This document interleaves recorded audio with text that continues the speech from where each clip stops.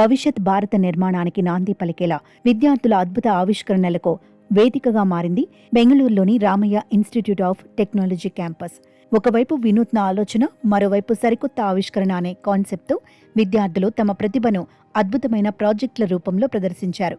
Computer science నుంచి mechanical, civil engineering వరకు వివిధ విభాగాలకు చెందిన విద్యార్థులు సరికొత్త సాంకేతిక పరిజ్ఞానాన్ని ఉపయోగించి సమాజానికి ఉపయోగపడే పరిష్కారాలను కనిపెట్టారు. ఈ ప్రతిష్టాత్మక ప్రాజెక్ట్ ఎగ్జిబిషన్లో 17 విభాగాలకు చెందిన మొత్తం 446 ప్రాజెక్టులను 150 స్టాళ్లలో అద్భుతంగా ప్రదర్శించి సందర్శకులను ఎంతగానో ఆకట్టుకున్నారు.